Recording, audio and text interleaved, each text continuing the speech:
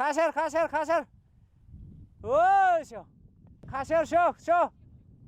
सैलुङमा चौरी पालिरहेका फुर्बा शेर्पा जङ्गलमा चरिरहेका चौरीहरूलाई आफ्नै भाषामा बोलाउँछन्। उनको स्वर सुन्ने बित्तिकै चौरीहरू पनि खुरुखुरु वासस्थानतर्फ फर्कन्छन्। चौरीहरू आएपछि फुर्बा दुध दुहुने बाल्टी लिएर नजिक जान्छन् र चौरीहरूलाई दाम्लोले बाँध्छन्।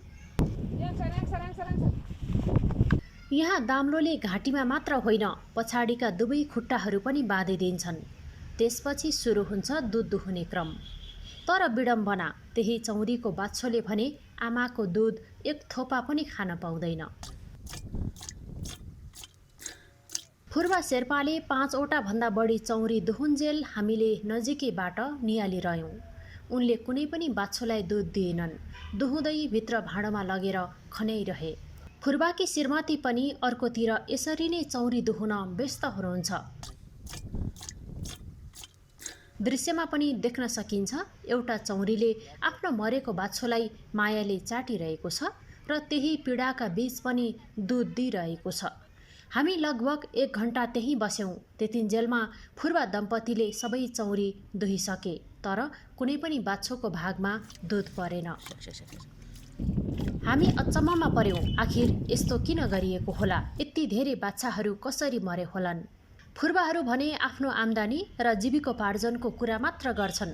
उनीहरूको ध्यान दुध र छुर्पी बेचेर हुने मुनाफामा मात्र केन्द्रित देखिन्छ। 20-21 वटा गाई दुन भयो भने त्यो वर्षमा चाहिँ 4-5 लाख देख्छ। अब आम्दानी राम्रै हुन्छ भनौँ। अब किन भने कहिले अब कोही दिन अब राम्रै हुन्छ, कहिले हुँदैन। अब त्यो ठिकै हुन्छ आम्दानी। नाफाको हिसाब किताब अगाडि यी अबोध बाछाहरूको जीवन र भोको पेटले सायद उनीहरूलाई छुँदैन। हाम्रो जिज्ञासामा फुर्बाकी श्रीमतीले अफ द रेकर्ड भन्नुभयो, बाछो बचाएर कामै छैन। यो ठुलो भएर माउ बने पनि धेरै दुध दिँदैन। त्यसैले हामी दुध खुवाउँदैनौँ, पिठो र पानी मात्र दिन्छौँ। जङ्गलमै गएर घाँस खान्छन्। बाँच्ने बाँच्छन्, मर्ने मर्छन्। उहाँको कुराले हामीलाई स्तब्ध बनायो। एकातिर सैलुङको कठ्याङ्ग्रो चिसो, अर्कोतिर आमाको दुध खान नपाएपछि ती अबोध प्राणीहरू कसरी बाँचुन्? यहाँ केही बाछा बाछीहरू त बाँचेका छन्, तर ती भाग्यले मात्र बाँचेका होलान् भन्ने हामीले बुझ्यौँ। अझ अनौठो कुरा त के छ भने दुधकै लागि यी फुर्बाहरू सोलुखुम्बुसम्म पुगेर माउ चौरी किनेर ल्याउने गर्छन्, तर आफ्नै गोठका बाछाहरूलाई भने व्यवस्था गर्छन्।